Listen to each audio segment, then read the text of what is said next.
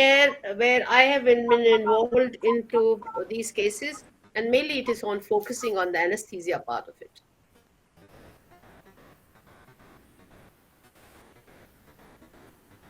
This was when I was there in medical college, Lady Harding Medical College. A elective cesarean was planned for breech presentation. When the senior doctor gave spinal anesthesia, it became a total spinal.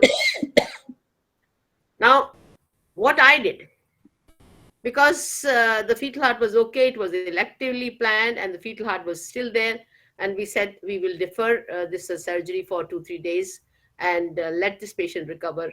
And this is what we did. And this is sometime when you're giving a spinal anesthesia, it can become a total spinal anesthesia. I think each one of you should know about this particular case. This was happened in AIMS, and the nurse employed in AIMS died. It was an emergency cesarean. The spinal had failed. This was tried by the second year resident, and the senior resident was not traceable. He had gone to for a smoking, and then when the spinal failed, he tried intubation. Again, the intubation was not proper, it went the wrong way, and the doctor went ahead, did the cesarean section, a dead patient. So the both mother and the baby had died. This particular case came till the National Medical Commission, and the senior residents who had been involved into it were sacked. Another patient, this happened with me in my earlier days in practice. One was a Delhi University lecturer, another was a teacher in a very close by schools, and antenatally we missed mitral stenosis. Not only we missed, the anesthetist also missed it preoperatively, and at that particular time it was not all spinals were given. It was a practice of GA was there.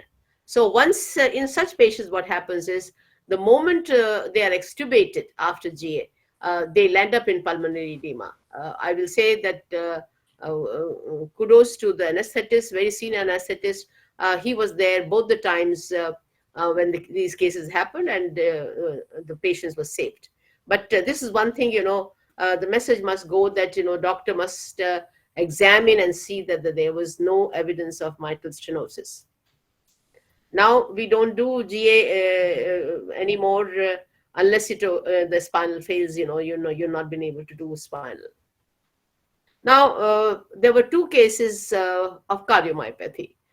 This happened in Max Vaishali, where I was the chairman. This was elective cesarean section for breech, and everything went on very well. But after the surgery was over, oxygen saturation was dropping and dropping. And finally, she was shifted to cardiac ICU, and in 48 hours, this lady was lost. Another patient happened in RK Hospital. This is in the Delhi Medical Council. Again, after a cesarean section, there was mild PPH, but by the time she was shifted, the vitals was absolutely okay. The urine output was great, but somehow she was not been able to maintain the oxygen saturation. And there was no delay in calling the physician and the cardiologist, who thought it is a case of cardiomyopathy. Again, the patient was lost. Another patient happened in Army Hospital, and all of you know about it. It was a spinal anesthesia. Tranexamic acid was given in the spinal because the similar ampules are there. What you give for anesthetizing in spinal anesthesia, tranexamic acid was given, and there was instant death. I've had my share of placenta accreta. One was previous cesarean section, and 24 weeks she was bleeding right from the 16 weeks onwards, and I could not continue any further. And this lady, once I opened her up and I found there was a big finger-like vessels were there in the whole of the bladder bed and the lower part, and she was given 20 units of blood. In spite of hysterectomy, we could save her after a long time. And not only this, the second case, which happened at 32 weeks, again previous cesarean section, placenta accreta, we had to give 14 blood to save this case, and every time I had to give a dinner to whole of the nursing home. But I still feel that both the cases have been sane, and this has definitely pushed me that people who are working in a small nursing homes where the blood bank and other things are not available, once you find the diagnosis of placenta accreta is there, they should be managed in tertiary care hospital. So now with this, we will take other cases next time, and I think we open it now for discussion.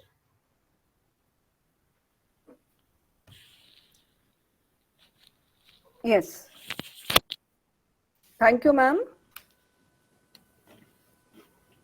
So I think we'll have our panel of experts to give their comments one by one. May I now request Dr. P.K. Kohli? Dr. Kohli, sir? Yeah, There? yeah, I'm there. Wonderful talk, very elaborate. I would like to address 3 points. One is about complications. Complications, as rightly told, can happen in any surgery, and sometimes complications can be very severe. But in legal terms, if you have done a good preoperative preparation, good preoperative precautions have been taken, and when the complication occurs, you could detect it promptly, you provided prompt and proper treatment and care, and there was adequate communication with the family. You should not try to hide the complication from the family, saying nahi theek ho jayega, theek ho jayega. Sometimes this is what happens, and then the family members become panicky. And we should have a very low threshold for second opinions. We should not hesitate in calling another colleague from your own department, another specialist, or specialist from the related department, relevant departments, and have a good discussion with them, put the notes in the file, and address the family members with the second opinions also. And then in case you're working in a primary or secondary care facility, you want to you need to refer the patient to a bigger center. It should be done at the right time.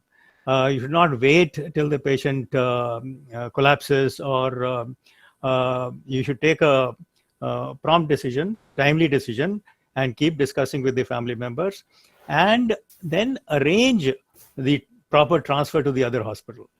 Call the other hospital, see if the bed is available, if the doctor is available, prime them about what the situation is, and transfer the patient in a proper ambulance which has the requisite paraphernalia, and have a proper escort who can monitor the patient during transport, and properly hand over the patient to the next team.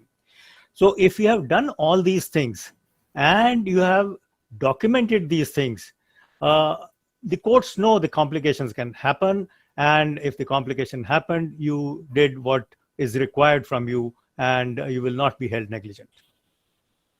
Another important issue that cropped up recently was about conflict between maternal autonomy and fetal well-being. It was related to abortion, but it can happen with cesareans also, where the situation is demanding. It's a very tricky situation. The patient has the autonomy not only for her own body, and the fetus being part of her body, she has an element of autonomy for her fetus also. But on the other hand, fetal well-being is also important, because the fetus is not in a position to express, and we have to consider the best interests of the fetus also. So this can be very tricky. You must discuss at length honestly with the family members, and document it, and if need be, have a second opinion, third opinion, and whatever is decided, you document it and do the needful. If you have done all that, then even if your decision proves to be wrong, or if your decision proves to be something which the family members of the patient deferred, you'll be able to defend yourself. Because in that peculiar situation, you had considered both aspects of patient autonomy and fetal well-being. You considered all aspects, discussed with the family members, taken a second opinion, documented these things. You'll be able to defend yourself. Then another area is conflict between patient autonomy and physician obligation. As we heard in the talk also, you have advised cesarean, but the patient wants vaginal delivery, or the other way around. So the patient has the autonomy, but it is your obligation to do the right thing.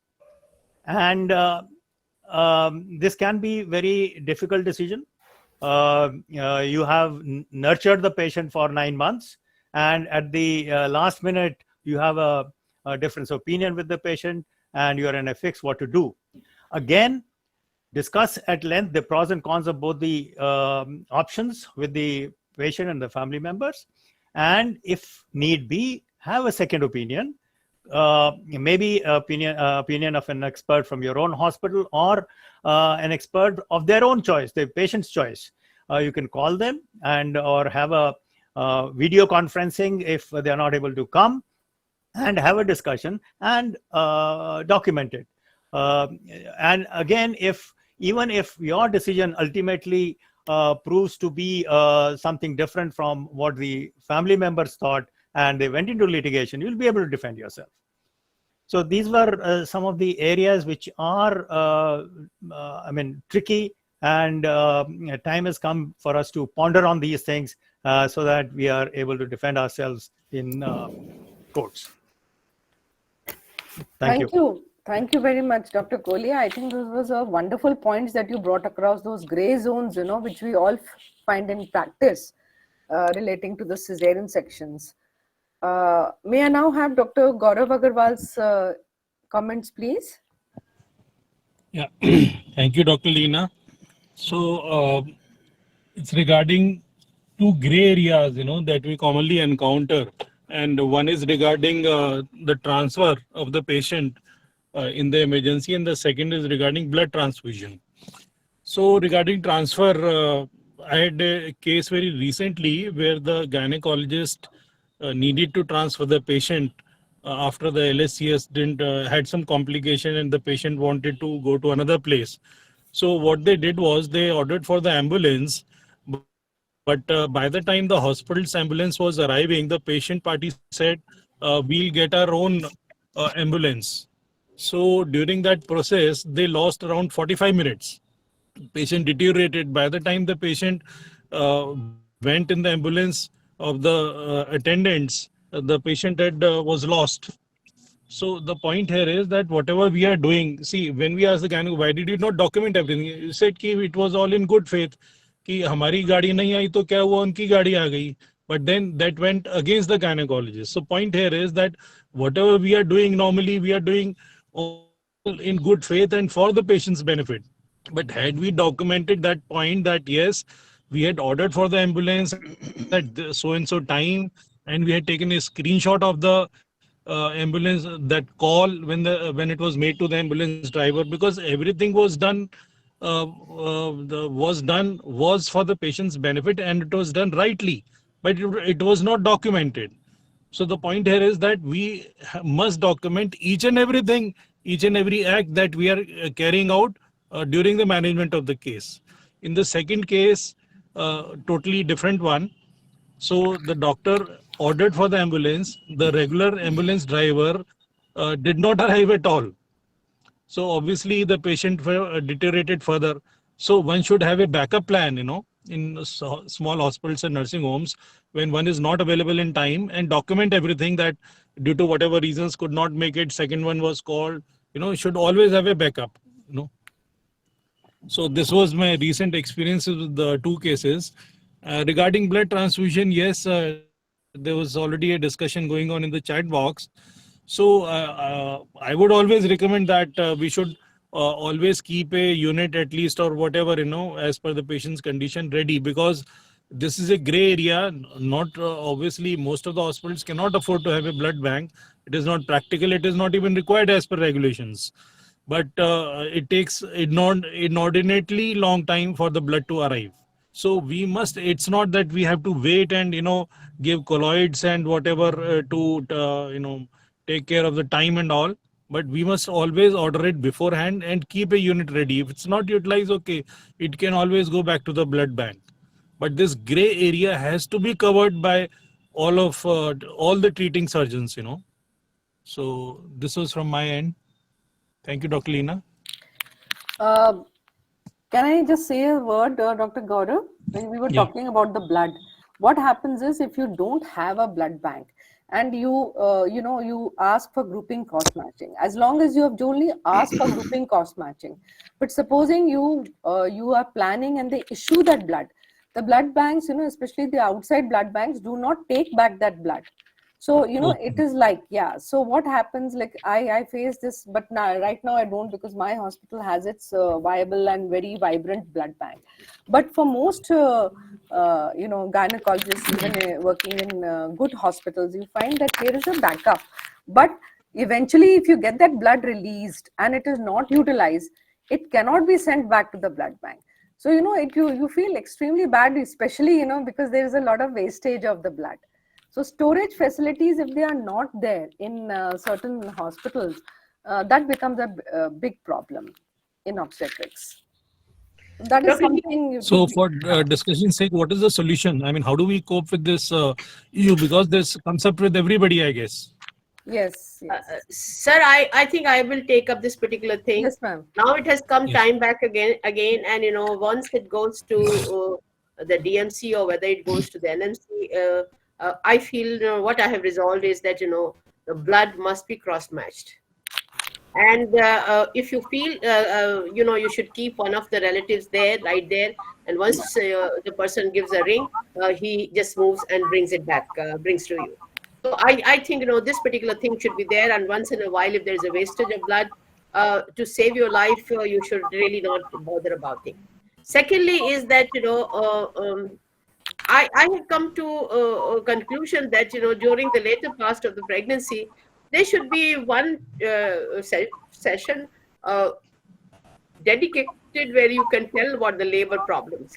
Labor, may we have kept you for vaginal delivery, but there is a 10% chance that you may require cesarean section for for any fetal distress or any other problems. So I think that kind of a counseling must be there. कहाँ पे आपकी delivery होगी, कौन आपके assistant होंगे, all that kind of things. I think you need to tell the relatives in advance. And thirdly is transport is a total responsibility of the person who has operated. मतलब आपने patient transport किया तो उसके साथ एक competent बंदा भी जाएगा, जो कुछ हो जाए तो उसको वो रिसेसिटेट कर ले, तो वो responsibility is the person from where the patient is being shifted. And I very strongly feel that not only the complication these days, I have seen in NMC, it was very difficult convincing people. आप doctor साहब, आपके पास post graduate qualification, आप इतने साल से practice कर रहे हो, क्यों नहीं हिस्टेक्टमी करी, क्यों लगे रहे चुपचाप बैठे रहे? So that they also do, they feel कि there is no point saving the uterus if you could not save the mother. So I find this particular part is there. And another thing is vaginal delivery after cesarean section. 34 weeks you should have a consent ready, and you should hand it over to them. Look, if you want to have a vaginal delivery, these are the complications known in deliveries after cesarean section. You go and read with your wife and with your doctor friends and things like that, and come back and make a decision that whether you want to have a vaginal delivery. फिर ये मत कहना कि doctor साहब ये हो गया, ये हो गया, ये हो गया, ये हो गया. So I think that particular part also has to be not to be done last in an emergency. It has to be done prior to that, around 34 weeks. The consent must be given. So this is what a couple of things I wish to just tell you. Yes, ma'am. Thank you very much, ma'am. I think that really was really very important that we have to understand this and to be extremely matter of fact and go as per the guidelines. I think, ma'am, that points we all need to have in our setups. Yes, Dr. May I, Carlos, you're going to say may something? I want to add two small little points. First is the need for hysterectomy during PPH and all that. We should all learn to do bilateral internal iliac ligations. This is a much simpler procedure and a very effective procedure before venturing into hysterectomy. This has two aspects. One, you might be able to save a uterus in about 25 to 30% of such cases. Secondly, there can be an allegation if the uterus has been removed that why you did not do a procedure like internal iliac ligation if the patient was young and was interested in further pregnancies. We should remember that these days, even the complainants are guided by many doctors and surgeons and all that, and they might put this allegation in their minds. Another important small, yes, yeah. yes, go ahead. So another small little point is about when we transfer a patient, the critically ill patient, we should make it a routine to have a transfer note. See, before till the patient is handed over to the next team, the responsibility belongs to the referring doctor. So whosoever is escorting the patient, he should first take a handover charge himself, put down the patient's condition and the notes and the tubes and all those things. And during the transfer, he should make the notings of the vital signs and all that. And when he hands over the patient to the other team, he takes a handover from them. And that note should be kept in the file. This is a lapse which is often noted, and many times you are saying something and the complainant side is saying something else, and the courts have a tendency to believe the patient side, the complainant side, more than your side. So if you have this kind of a note, that will help you a lot. Yeah. Yes. Yes. Thank you very much. Here I just wish to tell you that I'm taking the country as large. Hysterectomy can be done by 50% of the gynecologists who are performing cesarean section, two together, she and the person who's assisting. Internal like ligation, all said and done, you can take across it is not done by more than 2% of people. So I think this is one common procedure now. Cesarean section is, the other day I was in Cloud9 Hospital. There were 5 people who were relatives of the patient, and all patients have had a cesarean section. So one of the person commented कि आजकल तो बस 20% में delivery होती है normal. Cesarean section is done in 80% of cases. So this is the comment, right in the lift itself was there. But how many they are doing internal like ligation? I feel that internal like ligation के लिए wait करते रहो unless आपको पता है कि ये वाला बंदा और 5 मिनट में आ जाएगा वो आपको मदद करने के लिए. Otherwise, I feel it is very difficult for us to defend in front of the other people, and this comes as a derogatory. वो उसको झेल लेंगे कि वो क्यों नहीं आपने इंटर्नल लाइक किया, उसको हम झेल लेंगे. ये एलिगेशन नहीं आनी चाहिए कि जी आपने हिस्टेरेक्टमी क्यों नहीं की. Absolutely, ma'am. I fully agree, ma'am, because this is what they say that what an average gynecologist should be able to do in such a circumstance. I think that is very important message. No, what I actually meant was that we should all the gynecologists, all Learn, the obstetricians actually, should learn this procedure. This is not difficult procedure, very easy. The landmarks are very clear, and it takes hardly 2 minutes to ligate the internal iliac. Sir, Yeah. mainly all the cesareans are done in the government hospital by resident who are dealing with in an emergency, and to learn this procedure by a senior resident, it takes time. So what I mean to say, it is, of course, everybody should know this is the dictum, but Yes. practically I have been serving in a government hospital since last 35 years, and very few of my senior residents have been able to do the internal iliac ligation at the time of emergency, and it is very difficult to reach the consultant to deal with it. They can do emergency hysterectomy, but to do the internal iliac ligation, it takes a lot of learning curve.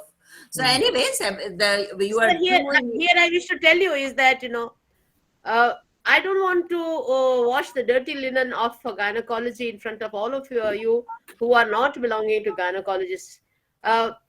When I was in a medical college, head of the department and next in command, they learnt internal ligation from me. yeah.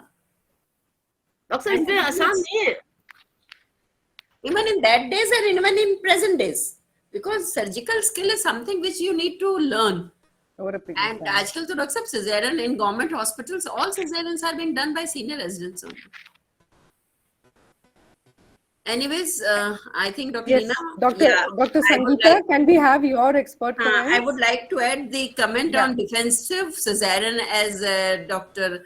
Raj said. Now, the defensive cesarean is a part of defensive medicine, which everybody is following. Like in medicine, we are all doing all sort of investigations, everything, so that no medical legal, आपने ultrasound क्यों नहीं कराया? Why didn't you get CT done? Why didn't you get फलाना investigation done? But as far as our obstetricians part is concerned, if we are we are following the protocols, we are doing everything, proper consent is taking, I think defensive cesarean has to be kept a bit low as far as the indications are concerned, though it is not legalized in India also. But we know that many of the cesareans are indirectly because of defensive cesarean in cases of high risk cases. But as an obstetricians, it is our duty to keep it at a lower part and try to follow the protocols, have a placenta accredited mindedness, have a PPH mindedness, have proper consent. Cesarean mein there are litigations only in two cases, when the mother dies or the baby dies. So these are the main points where the litigation occurs, and more often in cases where baby dies. So while if you are doing a cesarean section in a case of transverse lie, I think you should properly pre-operative consent should be there, that there can be a difficulty in cesarean, and there can be a difficulty in the delivery of the baby also. If there is no liquor, if it is a dorso-posterior condition, how you are the difficulty. So I mean to say proper consent taking after a detailed explanation.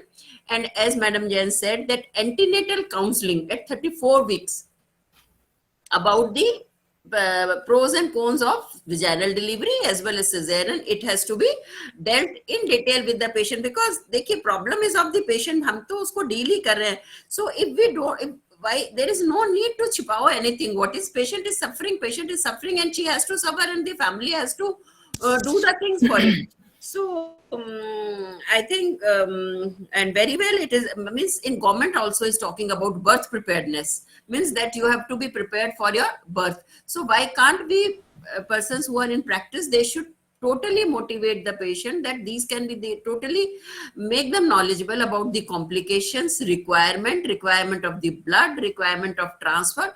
All the things should be told to the relatives of the patient. I think. Thank you, Dr. Sangeeta. Dr. Suman, can we have your comments, please? Dr. Suman. Yeah, thank you, Dr. Leena. And Dr. Raj, it was a beautiful presentation, and the cases by Dr. Ma'am, Dr. Sharda Jain, we have been listening to these cases since long. And excellent inputs by Dr. Kohli and Dr. Gaurav. So I have nothing much to add, because almost all points have been discussed.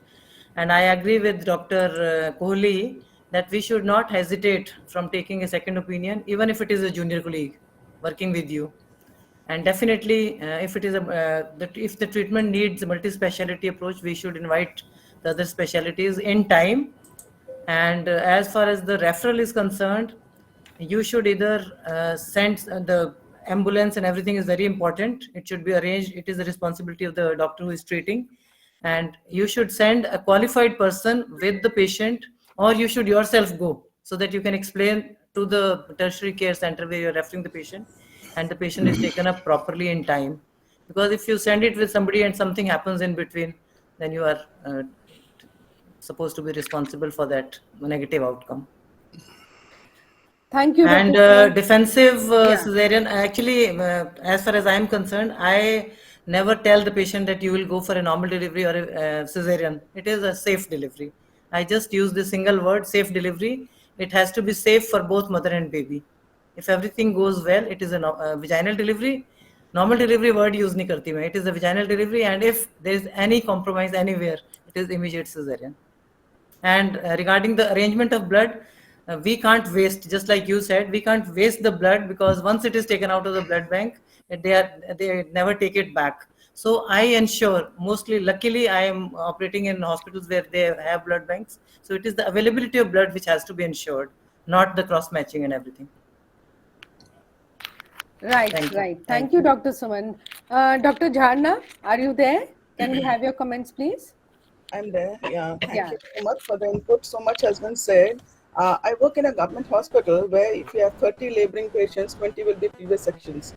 And out of the 20, there will be at least 10 who are previous two LSCS and maybe a couple of them previous three. So of late, what we have realized is it is very important to bring down the primary section rate. Yeah. It's very difficult to monitor a labor room where all of them are previous cesarean section. Even if you have 5 residents, 6 residents, it's extremely difficult. And even if you want to give them a vaginal delivery, that also is very difficult to monitor. And then these previous cesarean sections, they have very good sized babies. It's very difficult to allow them to have a normal delivery itself. And the second thing that I would like to say is, if you have a breach and you're going in for cesarean sections, our residents are actually not trained for a vaginal delivery. And then the risk should be properly taken that yes, some fractures can do occur. This happened in a couple of patients where the baby was of a good size and a resident was delivering and ended up in fracture of the baby. The other thing that is important is like placenta accreta. We recently lost a patient because she had come. She was a previous two LSAs. She came just with pain abdomen without any investigations. She was taken up because people thought, maybe the resident thought that probably she was having scar rupture. When they opened, there was a scar rupture, but there was placenta accreta into the bladder. We lost that patient because enough blood was not available. Because the blood loss is so much that you need to have 10 to 20 units of blood within at least 1 or 2 hours. It's very difficult to save these patients who are not investigated. So my only this thing is, to do a primary section, one has to think twice or thrice before doing a primary section. And another thing is about hysterectomy and internal ligation. We have been doing cesarean section, our residents have been doing cesarean section. They lose blood at such a rate that's very difficult, even if to save the patient, to think of internal ligation. You have to go in for the hysterectomy. But for a primary patient, we have had this one patient who went on to the court to say, like, she had a hysterectomy because she had massive PPH, and we had to save her life by doing a hysterectomy. She got divorced. She was a very, very pretty woman, just 19 years of age. And then she went to the court and told that why interventional radiology was not, like, in my case, at least my uterus would have been saved, my family would have been saved. She lost the battle ultimately, but yes, there has to be some thought about it. Like primary patient, giving a long trial for them is also not the right case. So that is my Quite a difficult happening, Dr. Jharna, because I think while we have interventional radiology, I don't think most centers have it. No, So, no, you know, centers don't ultimately have the patient goes to court and, you know, picks up all possibilities naturally, because she has lost her uterus, her productivity is gone. So Yeah. I think the point is that she has, at least she has, you know, she has lived to see the day. Like what Madam said, what is the womb if we lose the woman itself, Yeah. the mother itself? Yeah. Me, but Dr. Lina, one point what Dr. Jharna said, she was a primey going in for a section and then she landed up. So you interventional radiologists would not be of any help at that time. Interventional radiology is only for placenta accreta, or maybe the catheters have to be in situ Yeah, when you are that operating, when you are Yes, taking the yes. patient. the court of law, No. those they want all other methods to have saved the uterus. So at least a mention of, you know, what could have been done, why that could not have been done. You know, probably she Yeah. wanted that kind of post counseling, that, you know, why we could not do this. We don't know the circumstances of what happened in that case. Like See, maybe whatever that said was the and done, only option, I whatever think. said and done in a primary patient, We cannot make a mandate that the patient has to be, a catheter has to be put until and unless the Yes, placenta is giving us that's trouble. absolutely, Yeah, yes. it's not about the Absolutely patient. unpredictable. Yeah, Yes. it's very Totally unpredictable. unpredictable. And the Yeah. patients themselves, when they go to court, they bring in so many other things which you will never think of also.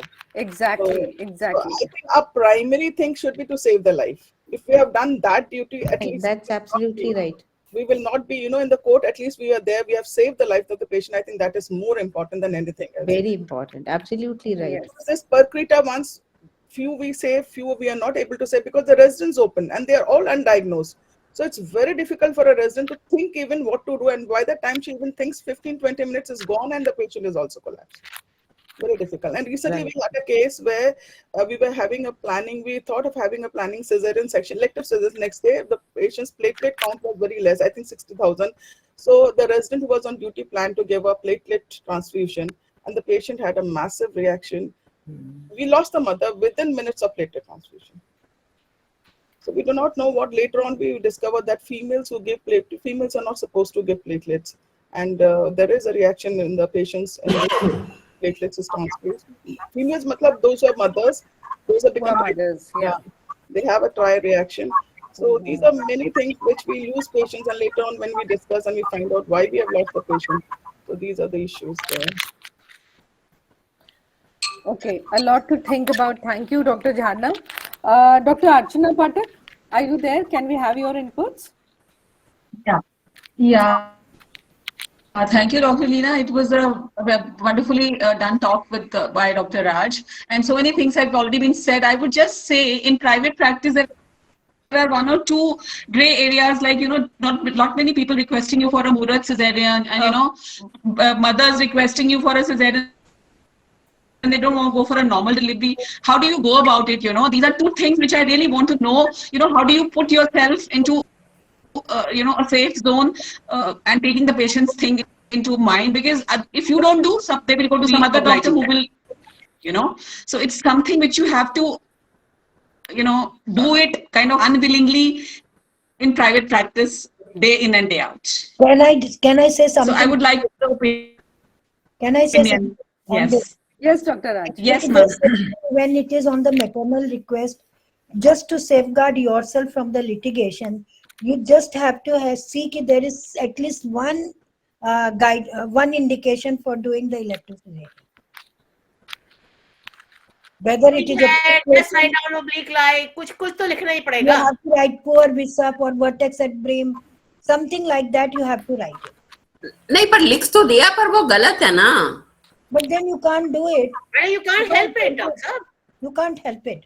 आपको invariably जो ये लोग मांग रही है ना caesarean section, उनका सबका फ्री फ्लोटिंग एड तो आई. आपको लिखना पड़ेगा. You have to save yourself also, no? So that is what defensive cesarean. Ma'am, so we should not write. I presume we should not write maternal request. We should write that this is free floating head with poor bishops or something. मैं तो करती हूँ. Correct. I never write down. Because ये तो आपको आएगा ही कि madam आप क्या है, आप इतने पढ़े लिखे हो, आपने ये क्यों कर दिया? But madam, आजकल कहते हैं कि this is included in the indication. But at least put for your safety, you put one. But Muhurat cesarean being done at 2 o'clock in night cannot be. How can elective cesarean be done at 2 o'clock at night? The Muhurat cesarean. Yes, this happens, Dr. Suman. How do you go about it? I mean, Actually, how do you tackle Gurgaon hospitals are charging 25% extra. I just tell the patient that you will be charged extra. So most of the patients go back. Notice they are charging. Dr. Vishnoi, if you're charging X and by chance something goes wrong and then patient sues you or something, and in the court of law they ask you why it was elective cesarean. So I think usko bhi aapko ye dikhana padega कि आपने emergency किया. हाँ, emergency बना के करना पड़ेगा. If you think of it, Muhurat is common nowadays. More in favor of suing. ये आपको कुछ गड़बड़ निकल जाएगी तो वो और आपको sue करेंगे कि emergency की नौबत क्यों आई, आपने electively क्यों नहीं कर दिया था इस केस को. But you know But what, ma'am, this is a gray area, and like you sometimes. Dr. Archana, Actually, I just wanted to for tell you helping the that, patients, you are always yeah, being so unethical. I think all of us who are in private practice have done and will continue to do more than cesarean section, because if, like someone correctly said, Dr. Nilishma, can you please mute yourself? हाँ तो वो onion बहुत हो गए 2 years but Dr. Nilishma, उन्होंने हटाया नहीं okay She's she's not hearing us. नाम बताइए KU मैसेज Dr. Nilishma, can you KU please mute yourself? Doctor Pandey आप अपने को म्यूट कर लीजिए please. Doctor Pandey. You know, yeah, so can I just say something, Dr. Archana? I've generally observed, that whenever you have a muhurat, no matter what you write, be very, very careful, because you're really sometimes, like Janmashtami wale din, kuch aisa particular day, you invariably land up in some problem or the other. So we have to be really very doctor careful. Pandey आप doctor Pandey आप सुन क्यों नहीं रहे हैं? Doctor Pandey. Malti, please mute Dr. Possible नहीं है mute actually she is, I think, in the OPD seeing patients, and she's not listening to what we are saying. I just read Dr. Gaurav's comment. I just read Dr. Leena. I just read Dr. He's written it's a agreed cesarean. Yeah. Yeah. Gray area. Not a gray area. I mean, it is a I green don't agree area. with this because no, it's not a green area, sir. I'm sorry to say, but then no. No. Absolutely Private not. practice, you are faced with situations. I fully agree with Dr. Gaurav. It is a greed area. People like us don't do more cesarean section. See, when you are saying Ma'am, you have to manipulate records to, write that you are doing it in emergency, it is unethical. I am so sorry. I'm sorry for being blunt. It is the eternal battle between No, Ravan and Ram. If you decide to cater to Ravan, go ahead. But if something happens, bad, unexpected outcome, then of course you're answerable. You cannot say, I took 25% extra, therefore I guaranteed success. Absolutely. No, we are not charging anything. The It is hospital I agree actually with that, sir, but 25% what to extra. do? We don't. It is actually a personal choice. This is the hospital yes, money. Yeah, we are not taking. The hospital is taking extra. but responsibility तो आपकी है ना, gynaecologist की है. हम तो करते ही नहीं. खैर कंपनसेशन तो गायनेकोलॉजिस्ट की पॉकेट से जाएगा ना. 50% हॉस्पिटल की जेब से जाएगा, 50% गायनेकोलॉजिस्ट की जेब से जाएगा. नहीं, I fully agree. It is a greed area. So I think the debate will continue. आपको पता चलेगा कि कितना harassment होता है. नहीं, we can always put our foot down. नहीं करना midnight. पागल है क्या? I तो always tell them पागल हो गए क्या?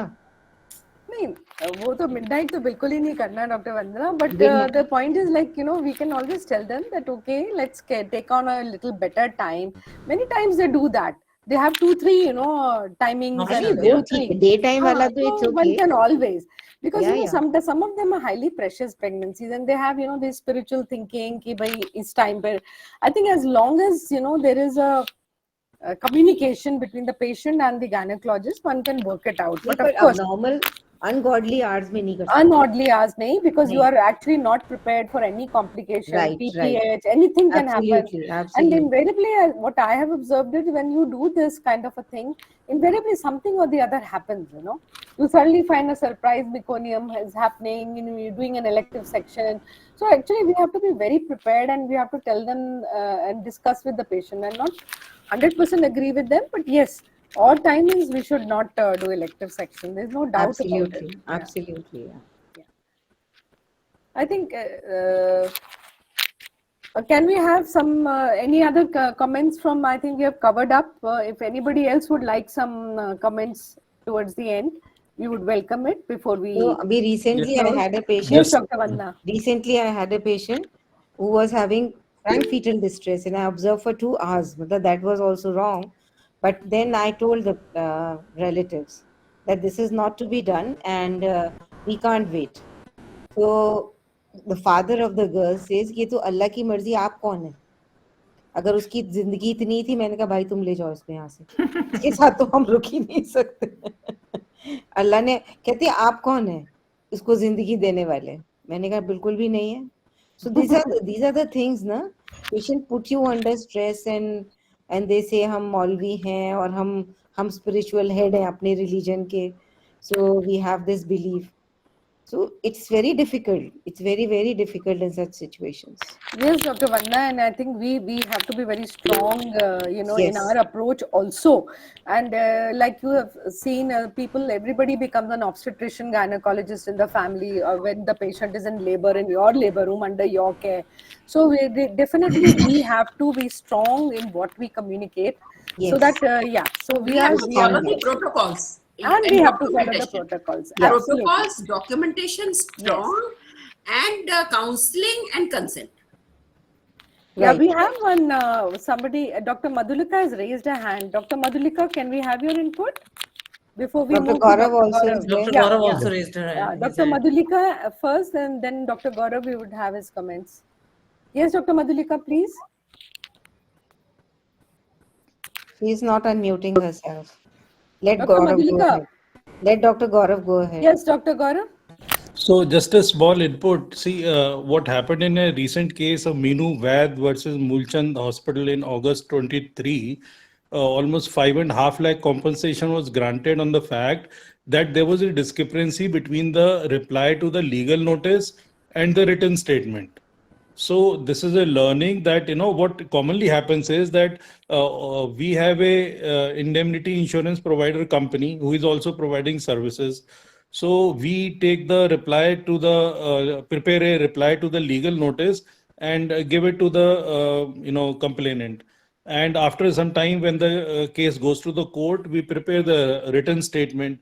But due to whatever communication errors, the advocate or the lawyer preparing the written statement is not aware what was written, or he tends to ignore the reply to the legal notice.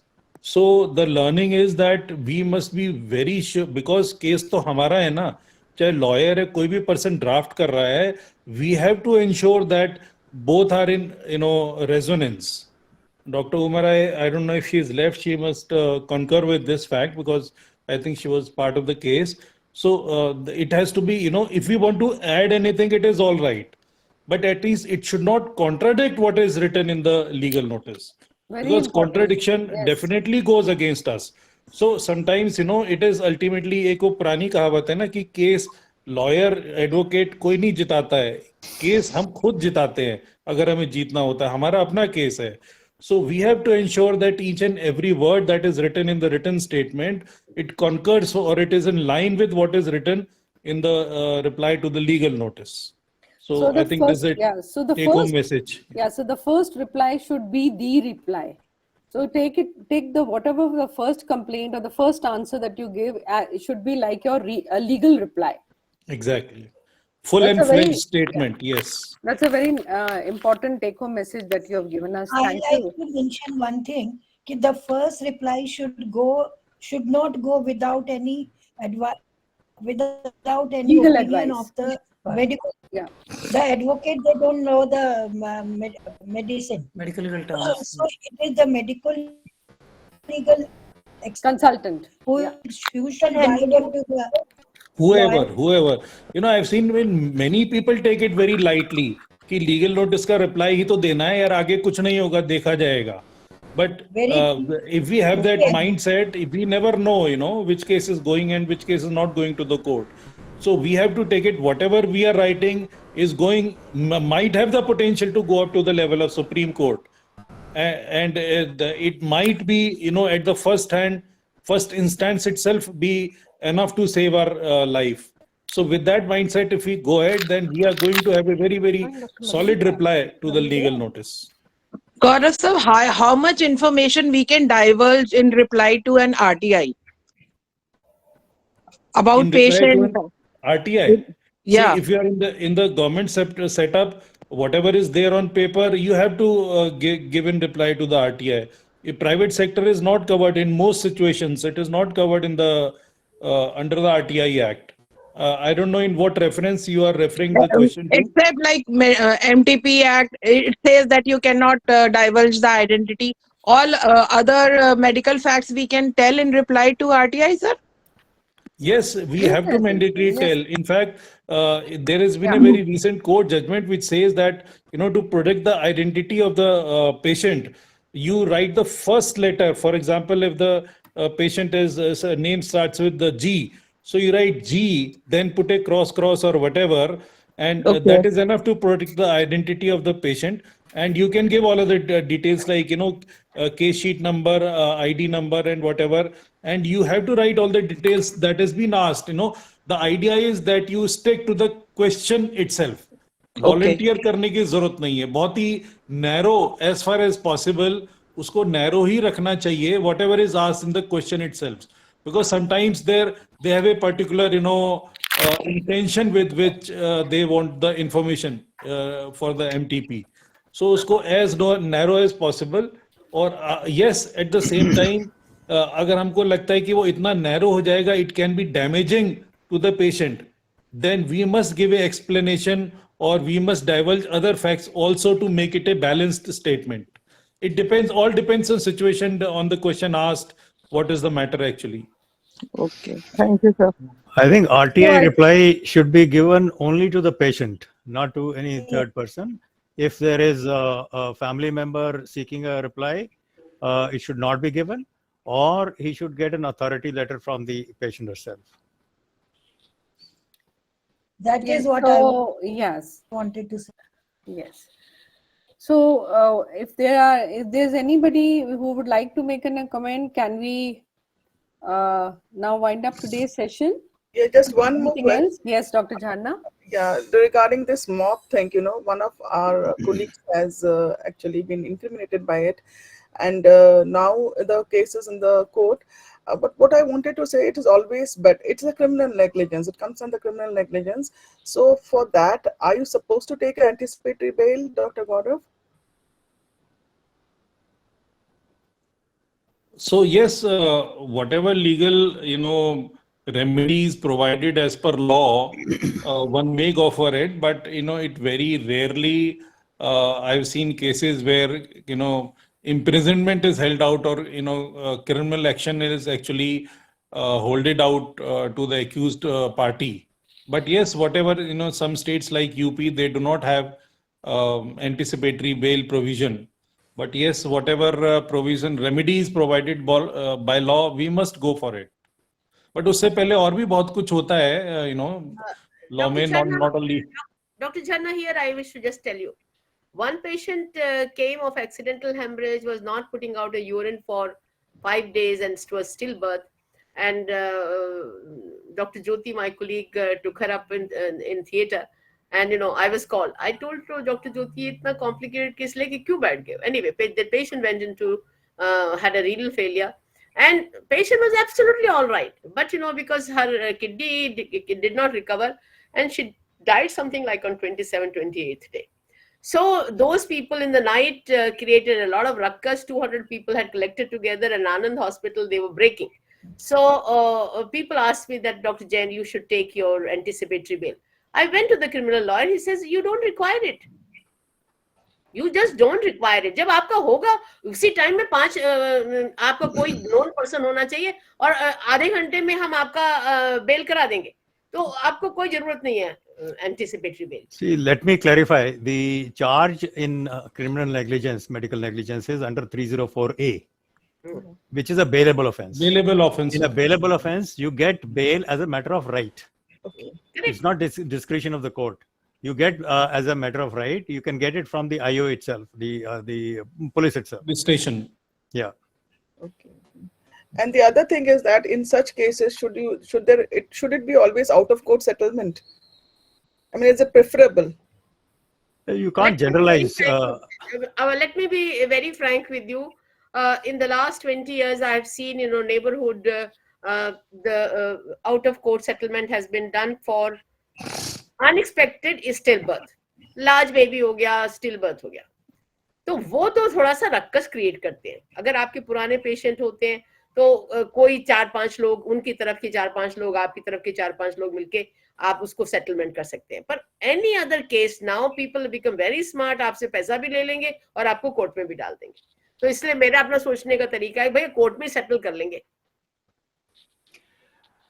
court has let me established add mediation in the is new even Consumer solved. Protection Act of 2019, there is provision for mediation, and mediation is something like a court mediated settlement. Settlement. So But is it valid for criminal negligence? I don't think so. not in No, criminal. No, no, no. It's a consumer Not for criminal. act under consumer law. Okay. See, a case of mop. Madam जितने भी mops छुट जाते हैं सब लोग 2 लाख 3 लाख 4 लाख रुपए ले लेते हैं, नहीं तो वो कहते हैं कल न्यूज़पेपर में डालेंगे, तो देना ही पड़ेगा आपको. No, now the person is asking for 50 lakhs.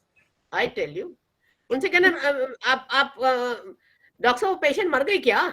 नहीं पेशेंट जिंदा है. फिर आप बिल्कुल मत नेगोशिएट करना. पेशेंट मर गई तो आप हाँ, पेशेंट मरी नहीं है तो कोई नेगोशिएट की जरूरत नहीं है. We cannot generalize these things. Mop is, of course, a very retained mop is a difficult thing to defend.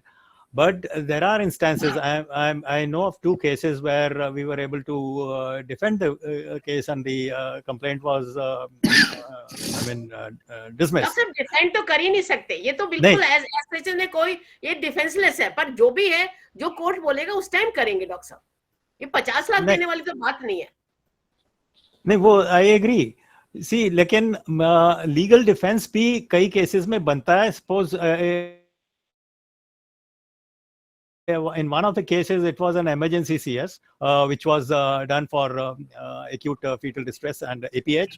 And we were able to defend because the situation there was to save your life rather than go into the details of gauze counting and all those things. So it's not always a gone case. There can be situations where you are able to defend yourself. So we should not generalize it. Actually, 2 hospitals are involved. Isme hai kya? There is a little twist to it.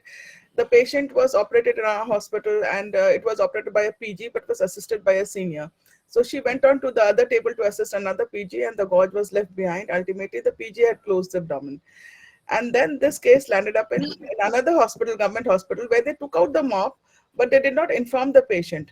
Later on the 3rd day, the patient had a fistula formation, and then there was a injury to the bowel, and they had to open up.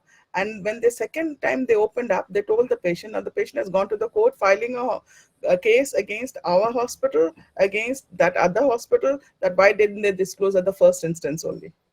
So it's a very complicated thing. There is a serious gap. There is a serious gap. I think this can be defended.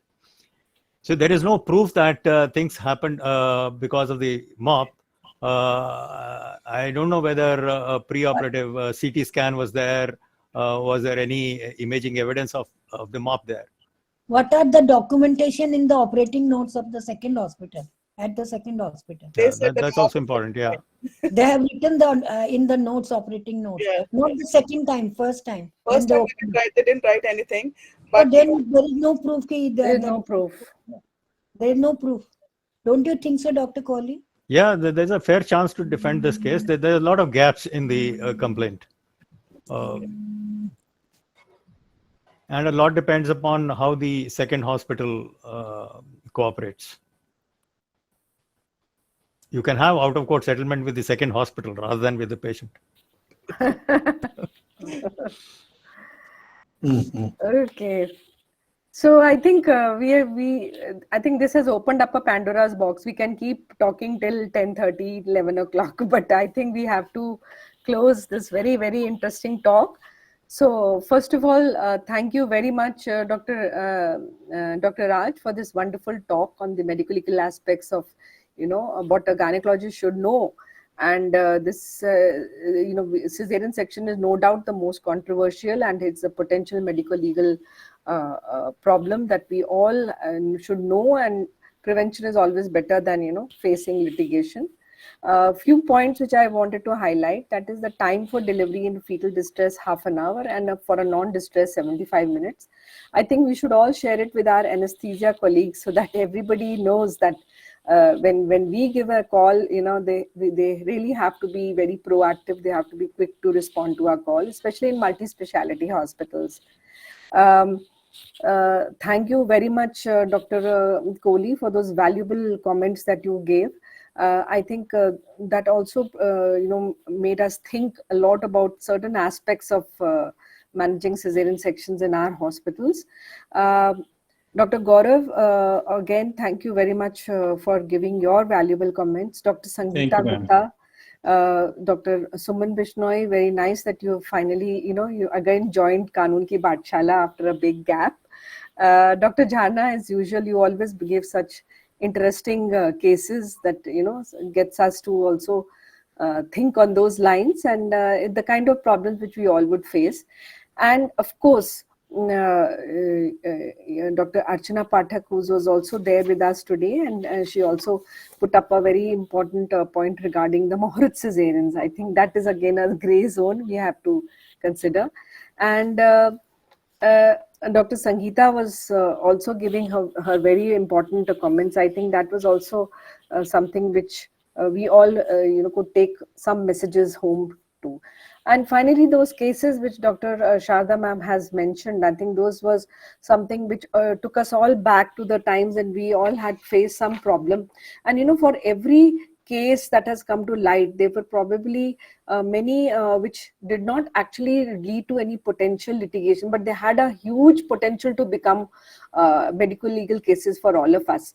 So that, sort of tells you how the line between having a complication and handling it and actually landing up in the court is so fine that anyone and everyone, no matter how competent we are as a gynecologist, we can land up one day.